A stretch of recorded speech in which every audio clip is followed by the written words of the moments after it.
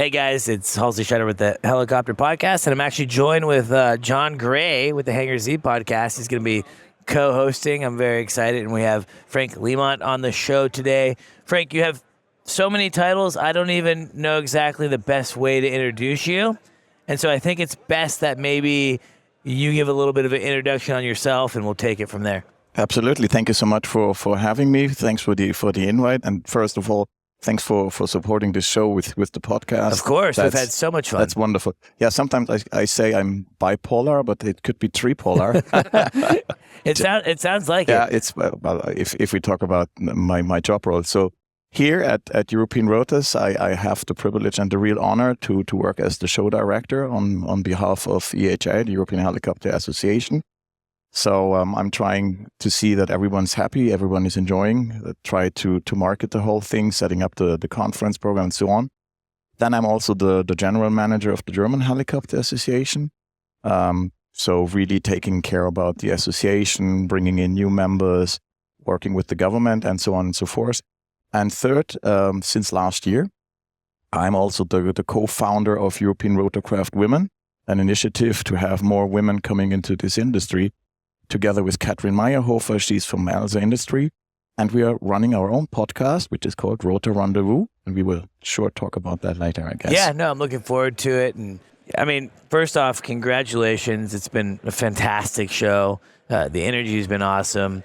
I was in Madrid last year, great show as well in Madrid, but I think that what we've seen here, I think I heard 234 plus exhibitors, 18 static displays, record attendance potentially. We're hoping to maybe get some figures from you. I don't know if you have that yet, but it's been a tremendous show. Yeah, this is my first time in Europe. So having been here not only for my first time in Europe to be here, but actually be at the show has been amazing.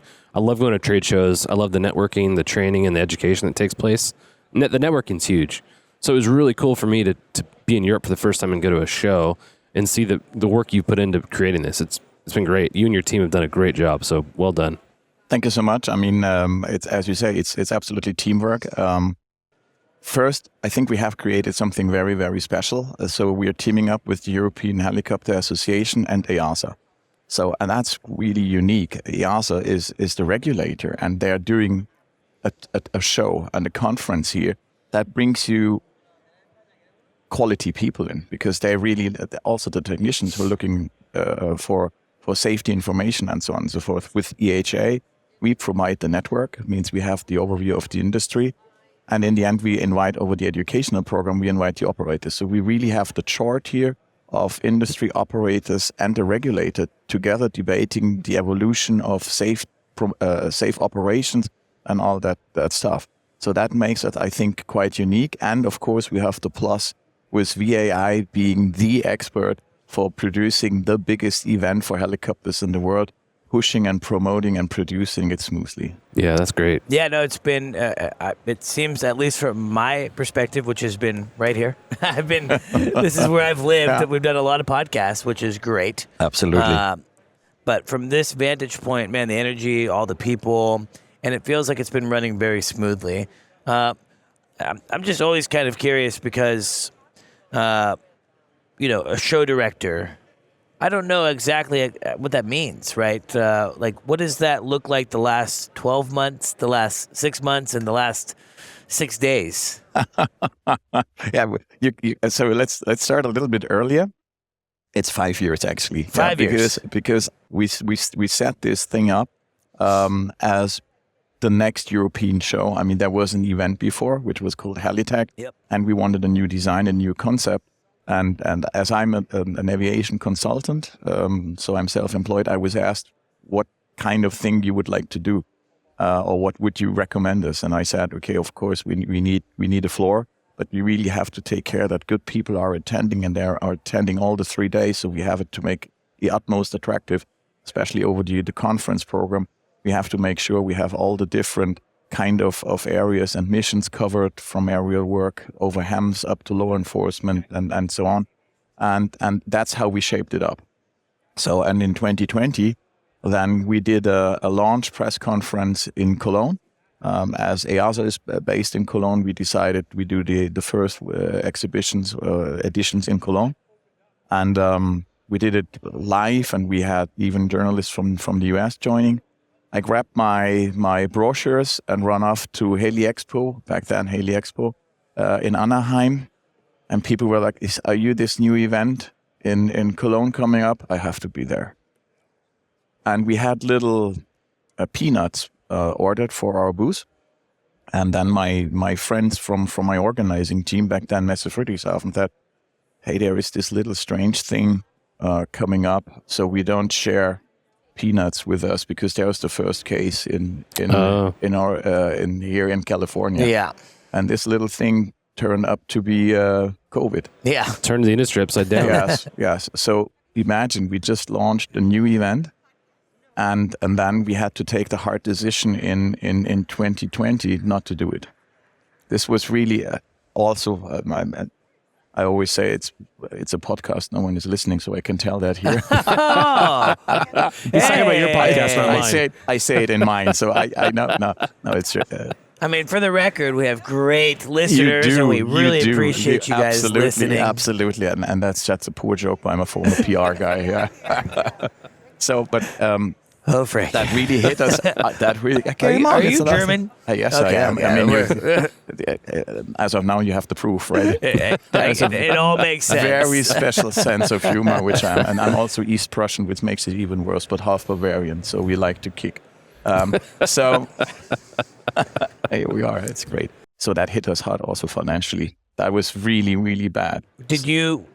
I mean, I'm sure it's a group effort of making that decision. Yeah. But were you kind of the ultimate final decision? I mean, that would have. I guess you certainly couldn't make it because of security and safety standards from the industry. They said we cannot risk our people to be there, and vaccination was not out. So by 2021, then we had a window of opportunity, or you could say the eye in the tornado. It was 2 weeks where it was, let me say 2 months is where it was allowed, and we did it with face mask, yeah, but we had 160 exhibitors, although, and I recall that William from Aero Asset, and by the way, my voice is a little bit, as you can hear, affected because there was a very nice reception yesterday evening from Aero Asset. Thank you very much. William Sturm from Aero Asset came and said, Frank, we needed that. We had no meetings, we had no events for a year or more. We needed to see us face by face. But of course, you can imagine that was not a real first event. So we everybody had to retrain to be on the floor and talk to each other again. So the first edition which we did was in 2022, and that was Cologne again, and that was almost over 200 exhibitors. Then, and we started to understand also the venue, because we all knew. I mean, we are experienced as of it, but it's a new venue, it's a new concept, it's a new idea of doing a show. And then by 2023, we already changed to Madrid, different country. If you complain about Germans, I can tell you Spanish people have a certain temper. Yeah. So it's culture. It's a little bit of culture. And but we did a great show there. And now we are in Amsterdam. The Netherlands, they know us. They know us from the past. They are absolutely straight on, cool people. So this is, I think, where we have that perfect positive feedback, because this venue simply knows how to deal also with rotorcraft business. And next year we're going to be back in Cologne. So then you could say, okay, third edition in a venue which we know. Sure. Wonderful. And then coming back to the show directive question, if you want, later on. So I will say real quick, both Halsey and I took German in high school and college. So when we go to Cologne next year, That's not true. I took 2 years in high school. Oh, okay. Well, What's remaining of your German? Sprechen ein bisschen Deutsch. Good. Ich bin Ausländer, sprechen nicht gut Deutsch. And then I can do, oh, du lieber Augustin, Augustin, Augustin, oh, du lieber Augustin. Okay. It will get better over your Kölsch beer, I'm sure. Yes. Of course. Yeah. Drink the beer and I'll just be fluent. I'm actually really impressed that you remembered that much. That's great. You know, there's a lot going on up here. Surprising. On your last day, I guess your brain is melting as well. Hey, and let me thank you for a tremendous job. Well, thank you. Tremendous It's been job. these shows for us, specifically on the podcast. Last year at HAI, the last HAI, now of course becoming VAI. John, myself, Jason, Val, we had the opportunity to podcast from the show. And it was something that hadn't been done before. We hadn't done it before. We were new and learning on how to record and how to make it happen. And it was a tremendous success. You know, we all got to have so many wonderful conversations. I got to talk to people that would never talk to me, honestly. I mean, that's just the truth of it. I got to speak with Bruno, you know, the CEO of Airbus, and David Smith, CEO of Robinson, and Brad Pedersen at the time, the CEO of MD, and all these amazing, incredible people. And this show has been no different. I've been able to just have so much access to talk to so many wonderful people. A little bit more of a European flair, of course. We want to highlight the European helicopter industry. And so it's been really fun and actually educational of being able to see the similarities in how we do things in the industry, and then also some of the differences, and then also some of the struggles, right? Right. I had, Frederick from European Association yesterday. Yes, our chairman. And I also had Cade from VAI yesterday, and I got to hear both of their inputs on what's plaguing not just the domestic side on each side when it comes to issues and things that we need, but the similarities, right? Of hey, there's a global issue. You know, we all can work together to make the industry better. So I think it's been a great opportunity for podcasting, and I think that this will be the first year of many more podcasts. Thank you to our sponsor, Vertical Aviation International. Are you ready for the largest vertical aviation show in the world? Verticon, formerly HAI Heli Expo, is coming to Dallas in March. With over 15,000 professionals and 600 companies in attendance, this is an event you don't want to miss. If you're interested in exhibiting, contact sales at verticalavi.org. That's sales at verticalavi.org. See you at Verticon. I mean, as a show director, of course, as you say, I would say by January, I'm quite relaxed. I prepare myself for doing marketing over Verticon, for my Heli Expo, and I'm preparing a different events because I'm attending a lot of events to look for cooperations and to bang the drums for European Rotors. And so then the tension goes a little bit up because I have to put together the conference program to make sure that we are right on when the ticket shop's going to open, especially the ones which are paid sessions, that we make sure we have them on the list, and so on and so forth. And then I always say, okay, to my family, no vacation possibly after August, because then the hell is on. Yeah. And my German association had the fantastic idea to hold the 65th anniversary of our association just 3 weeks before the show. Perfect. Oh, Yes, no. and I had flying in helicopters. I had to produce a brochure, and I had to prepare up a whole weekend. You You're a busy guy. It was an incredible year, Yeah. but it's better. Hey, it's to worth have it, more right? time. I mean, it was look, absolutely we're worth it. alive. We It's might as well be absolutely- doing something. Yeah. That's Well done. That's a lot of work. It was a lot of work, but and I'm also see myself as the ambassador for this event wherever I go, and wherever I go could be physically or virtually. And my son, who is actually also the official videographer of this event, doing the recap videos. I do hope you like them. Absolutely. Thank you. Yeah, they're great. He's doing a fantastic job. He said, Dad, be a little bit more modern. We all listen to podcasts. Take care. Have a look. And we said, okay, we have to do that together with you. I approached you. You did. And how did I approach you? I think it was a DM over Instagram. You hit me up on Insta. Slid into your Instagram. I remember that. I'm like, DMs. I told my wife, I'm like, man, I got the head guy from European Rotors hit me up. By the way, I did the same with Fred Norris. Yeah, very cool. The stunt pilot, because of course, he has to have highest safety standards. Otherwise, he could not do it. But he may have different safety standards as we do if you fly commercially. Yeah, let me say that. Yeah. But we have to have these people attracting young young people to join the industry, because otherwise we're lost. We need pilots, we need mechanics, and everything. And I DM'd him as well whether he could think about coming here. So that's how we want to grow the whole event, by trying to track cooperations, bringing great people in. And you need social media for that. It's huge. Yeah. And I think on top of social media is just this idea of connecting. Absolutely. Right? That's I think the wonderful thing about podcasts. Yes. And the honest truth is that this podcast, my podcast and Jon's podcasts, and I'm guessing your podcast as well, look, they're niche podcasts. Yes. So it's not a huge audience, but it's a very directed audience. Absolutely. And something that I found, and I did not think this because I literally thought no one would listen, and I thought maybe my mom would. Yeah, that was me too. Thanks, Mom. Yeah. And here we are, 100 plus shows later. It's sponsored. We have great sponsors, OEMs and MROs, and it's just incredible, beyond my expectation. But the coolest thing is the people that are making life decisions to come into the helicopter industry because of this very gargly voice right now. Last night I got to go to an event with Hillsborough Heli Academy. They have a wonderful relationship with ADAC and a pathway program. You can literally go to Troutdale, Oregon, which is very close to where I grew up, and that's where I learned to fly. You can get your FAA certification alongside your EASA certification, which is a big deal. Yeah, that's great.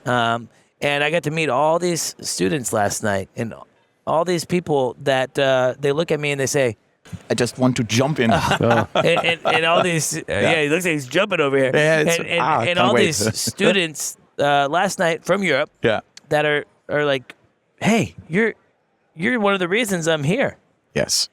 From across the world, I'm having an impact. Yeah. And I think that's the platform. Yeah. And it's just incredible. And I think that shows like this and VAI only help strengthen our position of being able to influence the next generation of successful pilots and mechanics and everyone within this aviation sector. Your turn. I had the same impression, and funny enough, with the same people, you see how small this industry is. I talked to Hillsborough over Aero Friedrichshafen, and you have to go there as well, where I do the helicopter hall, as the general manager of the German Helicopter Association. We also have about 15 to 16 helicopters there, and it's a national event. But however, Hillsborough is there, and I asked them, how do you market yourself? How do you get young students? I said, you know what? We do podcasts. Yeah. And the evening, I talked to my former chairman. I said, why do you invite these podcast people? Does it bring you something really? I mean, come on, you have to go to the show physically. You have to talk to young students.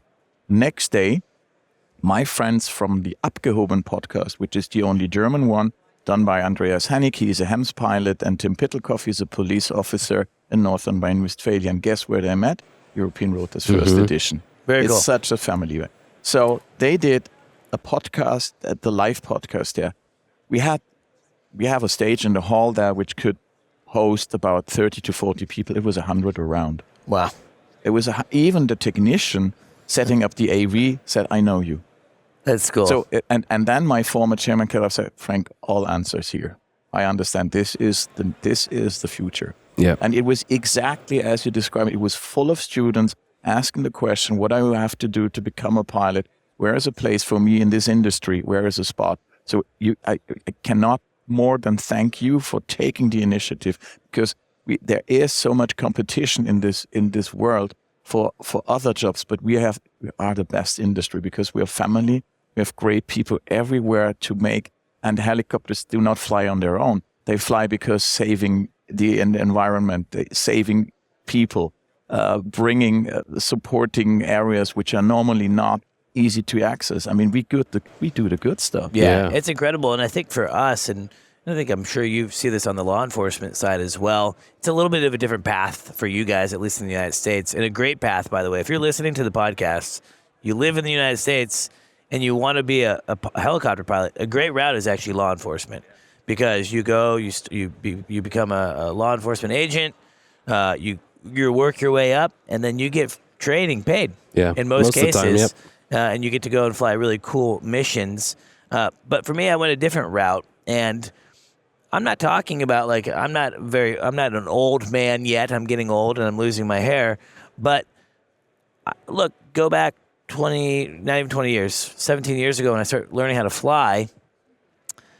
This did not exist. YouTube was maybe starting. Yeah. Facebook did not exist. No. And so I look at it from my perspective of what would I want to know then? What would have helped me as what I call a first-generation pilot, being someone that comes from a family that is terrified of flying, right? No. My dad's a 3 to 4 Bloody Mary guy before he gets in an airplane. So it was this first-generation idea of I have no idea where to start. And I got lucky. Hillsborough was in my backyard. They're a big flight school.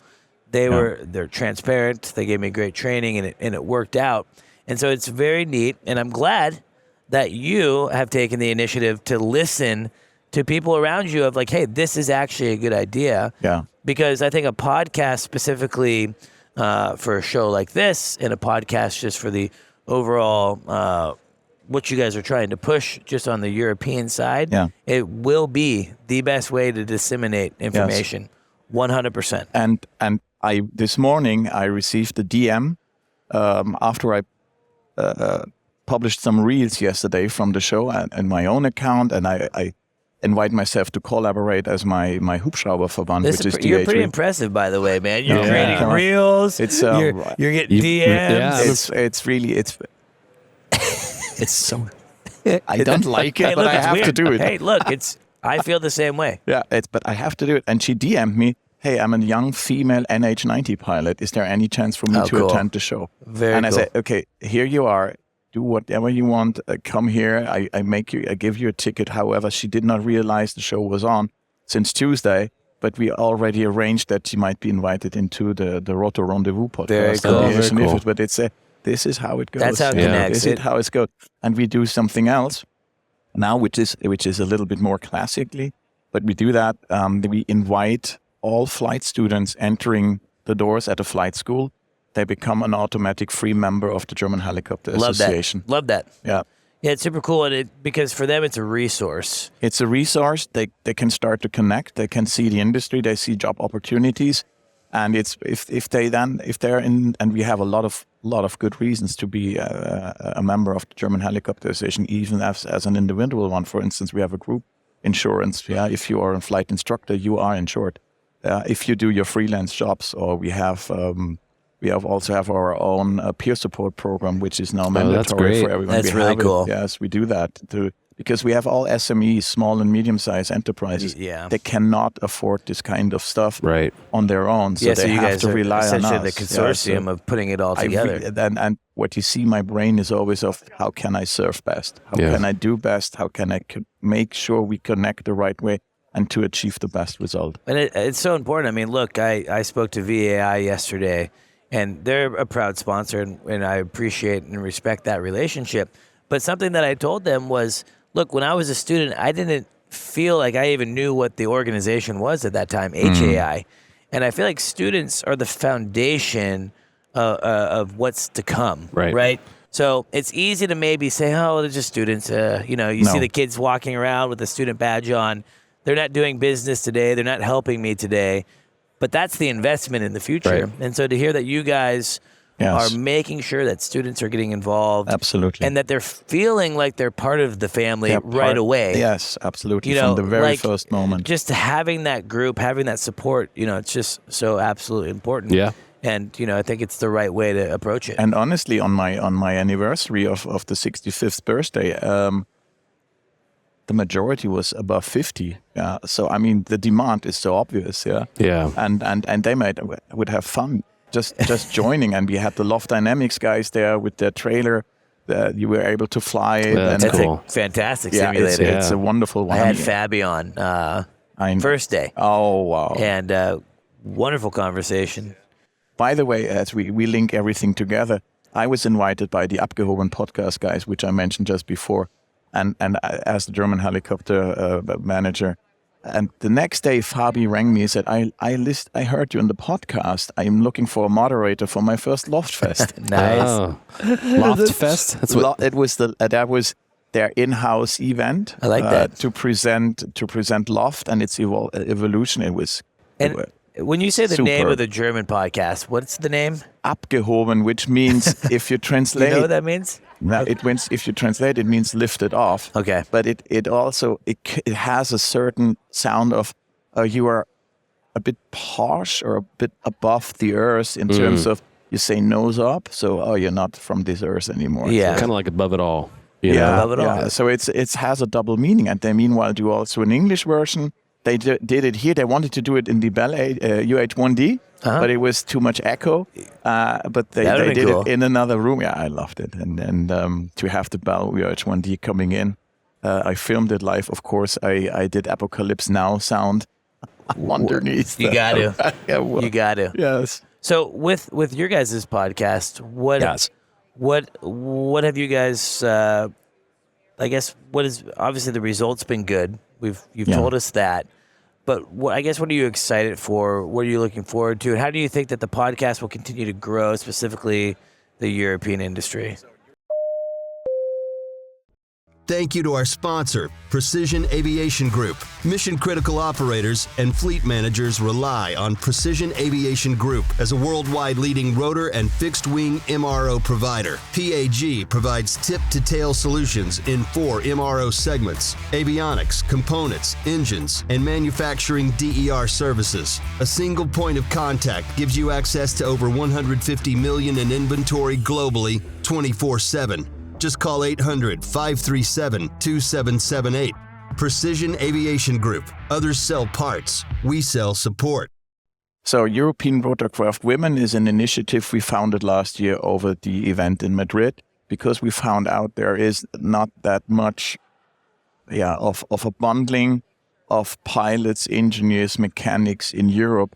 And I was listening to a lot of women saying, I feel alone. And as a man, you don't have that feeling. And also how you approach any interview, yes. So we simply make it sad because we are male, and we know, and even how we negotiate. And we cannot afford to not look into 50% of potential next generation students, mechanics, managers, and so on and so forth. So European Rotorcraft Women is all about an initiative to empower women to liaise with each other and to become, really, really growing. And our podcast, which is called Rotor Rendezvous, you know, the French it's word great. for meeting. I love It's it. a good name, yeah. It's It's a great. great Love name. it. Thank you. My co-host is Katrin Meyerhofer. She's from Elsa Industry. And we invite women each week from all over Europe. So cool. Yes, and we had Ilona Avi. She is an aviation psychologist. We have great board members. We had Emily Lewis. She's from EASA. We had Charlotte Peterson, the fantastic Danish pilot, actually the first female pilot. You have to listen to this episode, how she entered it. Starting their careers, they all said, when I started my job, or when I wanted to go into this industry, it was not possible for females. Think that. It's repeat. crazy. It was not possible. Yeah, it's nuts. How we changed, and that's ridiculous. Yeah, no, it's a crazy thing. I mean, we talk about it on the show quite a bit. I've been very fortunate. I've had some, I can say it, badass ladies. Yeah, absolutely. On the show, both women that are pilots, women that are business owners, women business owners in the space, of course, women that are mechanics. I've been fortunate. And I trained with a fair amount of female pilots as well. I had a female instructor. Looking over here, I can see Tina Grinland. She was a student with me at Hillsborough. Oh, no kidding. She's way cooler than I am. She's a total awesome person. So, it's interesting because I think it's just been a thing that for a very, very long time, socially, it was just more acceptable that this was a man's industry, right? Women can't get their hands dirty. They can't go and fly machines. There was this perception, and I think it's lingered very long, right? There's been a lot of sectors that have opened up a lot quicker to women. Aviation is certainly not one of them. And I think it's access. And so I think with the Rotor Rendezvous, again, I love the name, but I think that type of podcast will have such an impact because it's providing access, right? It's providing access to young women, or not even young women that maybe thought they could never get into this career. Yes, absolutely. Of saying, hey, oh my God, that person did it. That person did it. And you're starting to actually connect those dots. So incredible. Where can our guests find that podcast? It's also on Spotify. It's on Spotify. You can find it everywhere.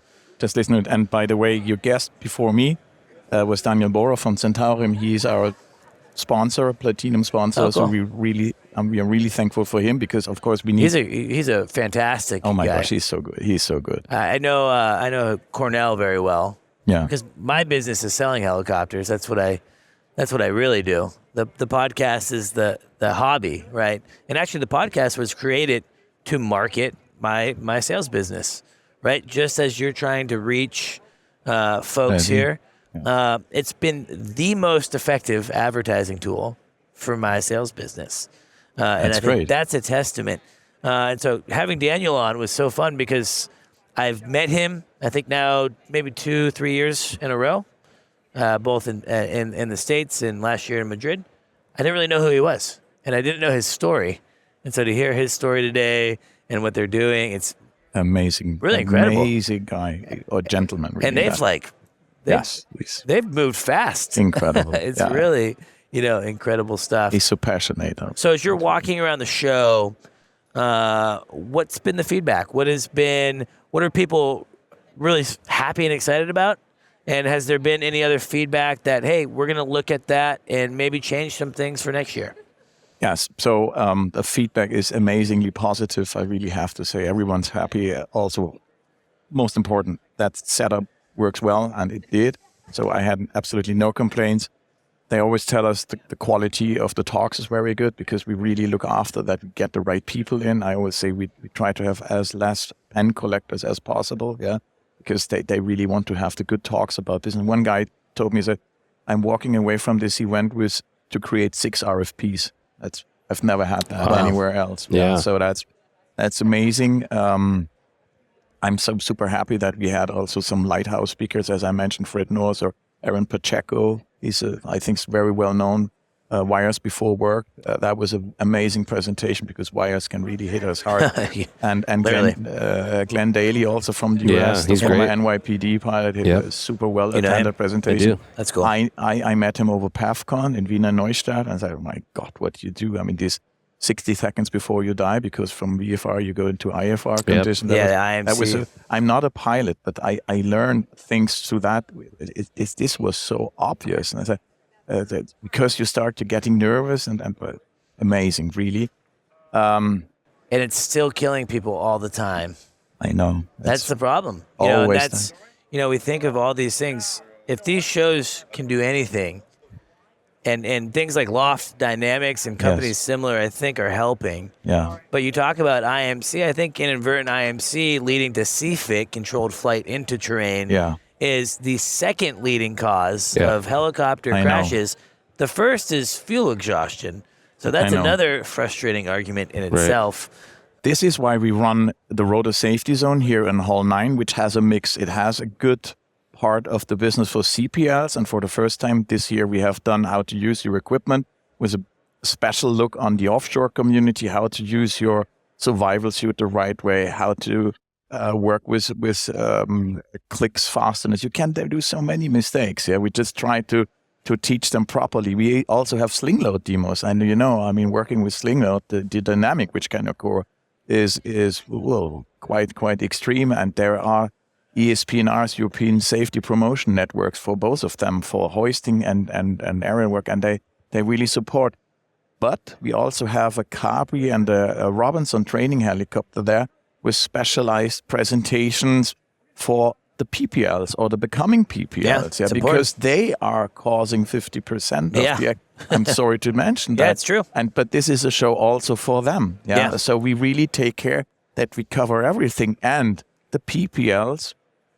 I get a little bit of a criticism sometimes from OEM representatives saying, Frank, don't show us only the usual suspects. We know them, like the HAMS operators and others, so forth. And I sometimes make a criticism, but where to improve. We are talking about improvement. Say, of course, there might be people you would even not shake hands because you think that he's wearing a Hawaii shirt or a worn down polo shirt. But he will fly in here with the helicopter and the jet because he does not give any attention to how he's looking. But he's a millionaire. We get a lot of them. But and he will buy his turbine helicopter just after he finished the flight school because he's a passionate at the age of 50. Who has a lot of time and he said, okay, understood. Can you please bring me them? I said, yes, of course, because we have the network. We see the people. I mean. The thing, too, with a private owner like that, I mean, they need representation. They need help. They need support, right? They need, yes. And a lot of things that make private individuals successful in life don't translate to making them great pilots all the time. And that's something that I have to work with a lot. I have wonderful clients, and I love my clients. Yes. But I take it as a personal responsibility with my deep understanding of helicopters, because that's all I know, right? I don't know anything else. Ask me to do math? No. You want to talk about rotor systems? At least when you do a proposal, you should know a little bit of a math for how to sell it. Oh, you know what? I have a great team. And now I got better with ChatGPT. Delegate the right way. I don't give myself enough credit. I do all right. But I take it as a personal responsibility to really encourage my private owners to understand the depth of how wonderful and how exciting the helicopter can be, and how that can turn extremely quick. Oh yeah. And I think it's one of those things. I've had 9 or 10 people now that have either been close friends or fairly close friends that have passed away because of helicopters. Yeah. And that's tragic. That's a 17-year career. I'm 36 years old. It's like, that's a lot of people that have passed, and that weighs heavy on me, and it really scares me with some of the private owners that don't necessarily understand that or see that, right? It's a hobby, it's fun, and it's exciting. And so I think it's great to make sure that associations, whether it's the German Association or the European Association or even VAI, takes a very hard stance on helping welcome those private owners into the club because those guys need it the most. Yes, absolutely. I recall when I started my career, I was also responsible for a customer magazine for helicopters, and I was sent to a very, very nice guy, quite wealthy, but a full self-made man. He bought old castles and refurnished them, and then made flats out of it. Did you say old castles? Yes. Nice. Wow. We don't do that in the United States. Yeah. Okay, is that or turn down buildings and refurnish them to look good, and then he did apartments in it to sell and for people to do vacation. Super cool. And it was amazing. And he bought a very nice turbine helicopter, and I did a story about him, and he was absolutely a no-showing man, and he was so humble and decent. And I met his wife, and they had children, and my boy back then, he was, I think, 1 year old, and they gave me a little pet to bring home. And 1 year later, I contacted her, so we would like to do vacation again. She was, well, okay, you can come. I said, what happened? Yeah, my husband died over the helicopter accident. And we met her 5 years. This lady was broken. Yeah. And it will never come back. It's huge. Yeah. I mean, anytime an aircraft crashes and there's fatalities, the person dies, but then there's 20 other people that are connected to that person that are now very much affected by that. Yeah. And look, I'm in no dissolution. Helicopters are dangerous, right? It's just the fact of it. They're dangerous because humans aren't necessarily supposed to fly. Plain and simple. And especially this very, very special way with always everything under control. Feet, both hands. It's such a complicated machine. It is complicated. The amazing part actually is how few accidents really do occur, right? And I think it's a testament that the industry is getting better. Air medical used to kill a ton of people in the United States. Way better now. Probably one of the most safest things you can do is be an air medical pilot because they learned in the industry, push them to be better. And so I think we can get to a point where we're limiting, right? I think at the end of the day, helicopters are helicopters. And I think we all have a responsibility as pilots as well to adhere, to continue to train. And I think with the future, again, we're not sponsored by Loft yet. But I was about to mention them again as well because they make it so easy for me as well. It's going to be affordable. It's going to be cheap. Yeah. And whether it's Loft or another company that's creating and using the new technology because it's here, that's the stuff that I think is actually going to really save lives because it's the continued training.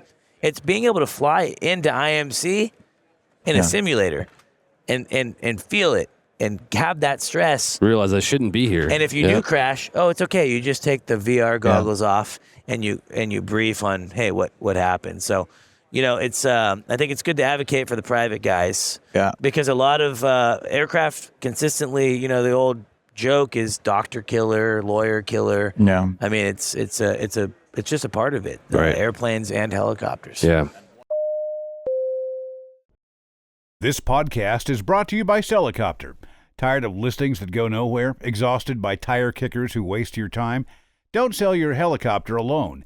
HeliCASTS handles the entire process from start to finish. So, if your helicopter is sat too long waiting for a buyer, contact the team at HeliCASTS today for your complimentary market valuation.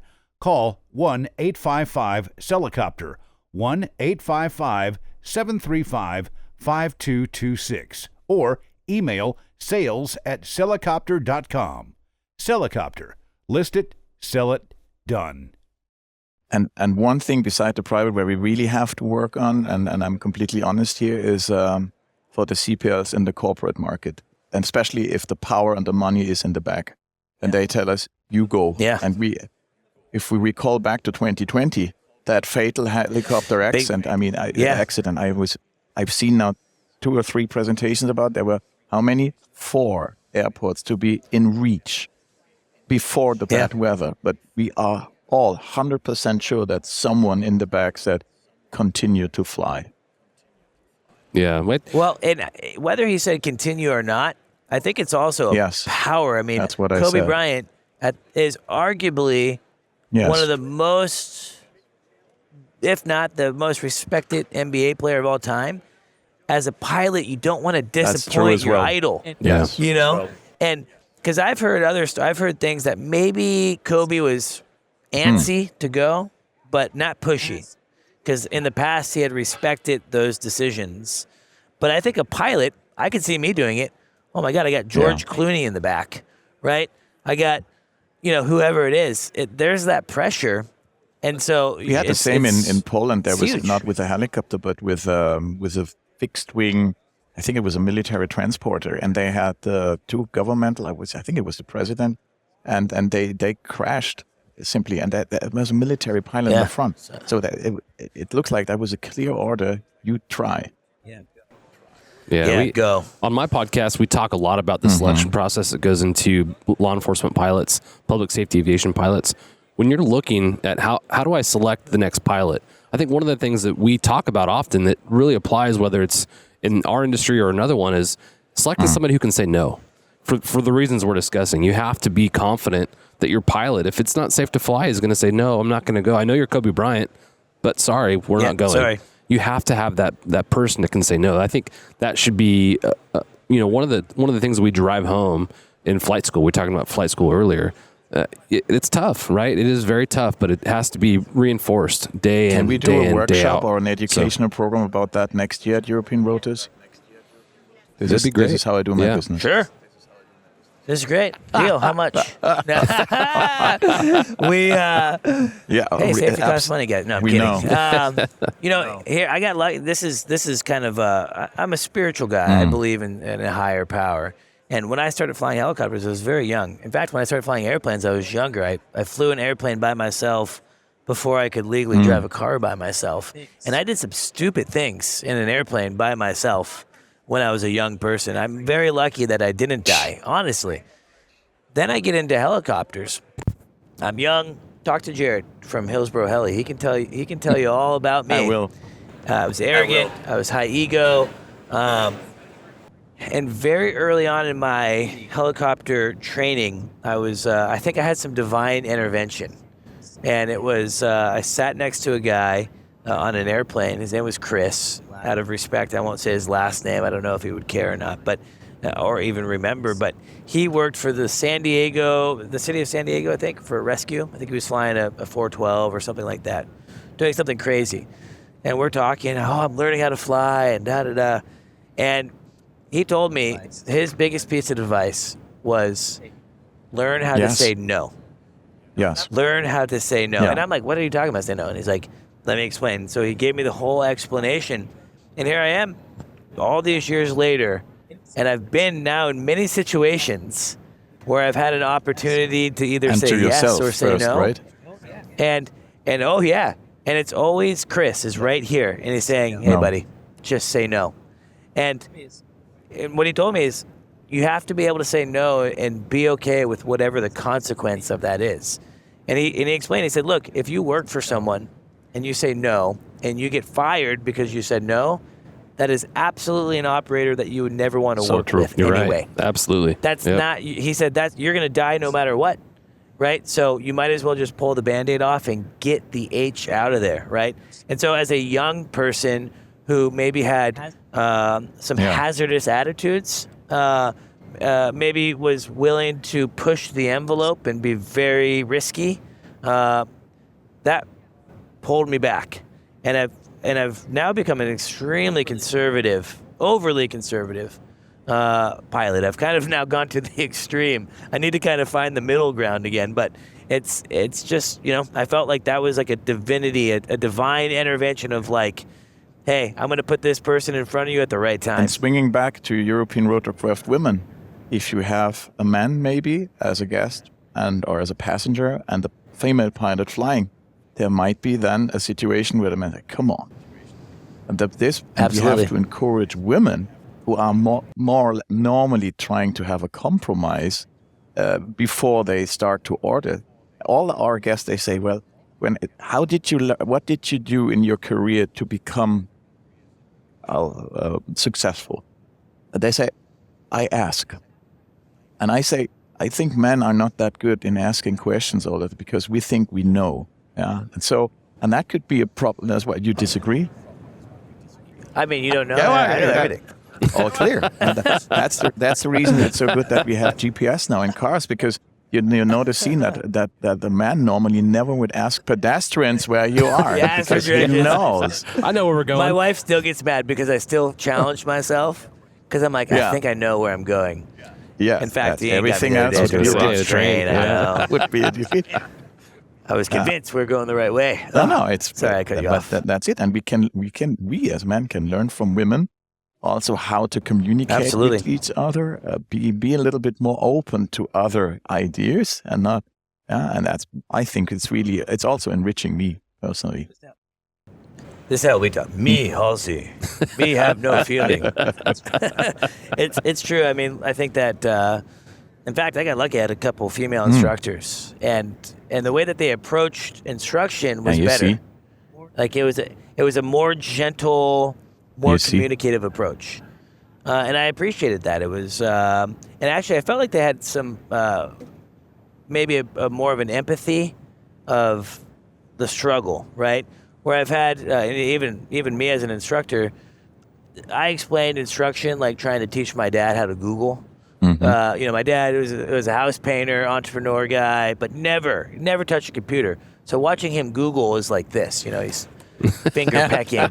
And so I've always said teaching someone to fly is like watching my dad try to Google something, and it would just be so easy to get out of here and type it yourself. And as at least me, I had to really hold myself back at times from being so overpowering or forgetting about. Hey, what is it like to learn? I couldn't hover at one point, and I felt like my female instructors did a pretty good job at not being so critical at that moment and allowing me to feel okay with not doing great. Yeah. Yeah, that's a huge point. It's a struggle, and to have someone get you through that and the way you're talking about is great. What about in law enforcement? I'm guessing it's a pretty small percentage of law enforcement pilots are female. Yeah, very small. Same thing. It's just getting them, encouraging them to feel comfortable to wanting to go into aviation. And that's a great initiative you've got. Whirly Girls is doing great work in the U.S. They do. It's been really great to see that evolve in the public safety side as well as the general aviation side, but a lot of work to do. And now asking you, how many female mechanics do you have? One. You see? Maybe two. I mean, literally, I've very little. And how many women did you interview here at European Rotors in the podcast? Oh, Frank. Why you gotta do that? Why you gotta do that? Huh? I interviewed one. And she's a badass. She's a mechanic. She's a business owner, and she's awesome. And so, only one. So out of 9 podcasts. You see? Yeah. Why you gotta call me out like that, Frank? you can't cut it out. I blame you. You didn't get me to get. No, I'm kidding. It's a challenge for all of us. But it's the fact of the matter because there's a limited pool. But that said, I mean, look, overall on the podcast, I have been surprised on all the cool lady pilots that I've been able to engage with and the cool things they're doing. I mean, and the utility side too, right? Because I think like law enforcement, utility to me is very male. It's very rough and dirty and sleeping on camp, But who says women can't do these things? Well, exactly. Yeah, exactly, right? It's a question of mindset. It's a social mindset. Yeah. It's like, why can't women not play soccer? If you think back, but oh my gosh, they should not do that. No, That's crazy. They can. Yeah. So go to Hall 9, have a look at our fantastic teams from the leading helicopter academies, Heli Center and Heli NRW. There are a lot of women and a lot of female students, and they're really pushing. So that's so cool. It's getting better. It's really getting better. And we should collaborate on some future podcasts with Rotor Rendezvous. Here we are. Absolutely, we shall. We should make it happen. Maybe do some dual things together. We can push it on a greater. Yes. So instead of having you having one listener and me having one listener combined, we would have 2. I think our chairman Frederick Kempfer mentioned that. Hopefully he did yesterday in your podcast. The only chance for this business is we have to grow together. Yeah. 100%. And we do a Women in Aviation Day. Actually, today at the afternoon we have a panel from the European Rotorcraft Women Initiative, and we have also, for instance, we have Divya from India with E-Plane speaking here. She's now my guest since the 3rd time.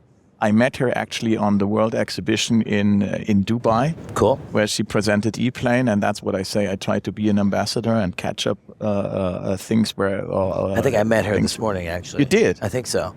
I think she should stopped by. You should invite her. She's pretty cool. Yeah, she seemed really cool. Yes, and I think she's a fixed wing pilot, and now in the engineering part, that's super cool. Yeah, no, it was cool. She was talking about what she was doing, and yeah, very cool.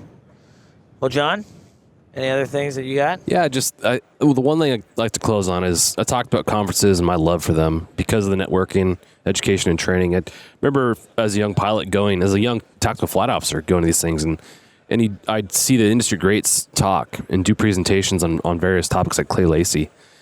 And I'd come away from that and I'd be on fire to go back to my aviation group and talk about the things I learned.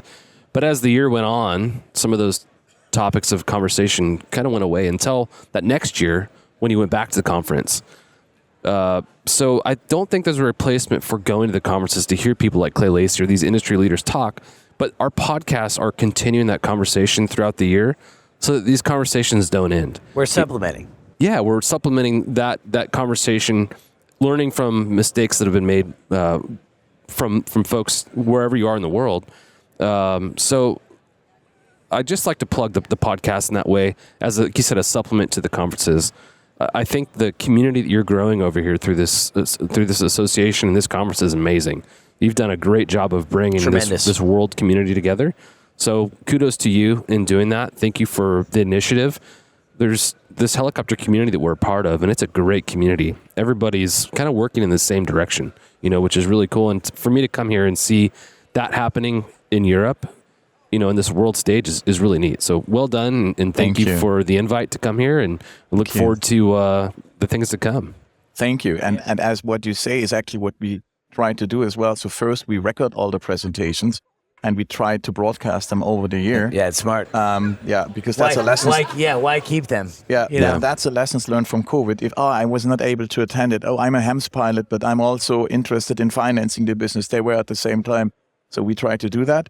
And I did digital interviews when we were not allowed to meet. I remember you saying that. Digital interviews now turn into podcasts. And so feel free to reach out to all the cool people which we have and we connect.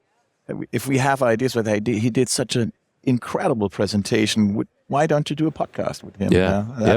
I really share that with you. Great idea. Yeah, that would be great. How much money you want for this one? We'll talk. We'll let you know. He's my agent, so but you're not good with maths, so I may have a chance.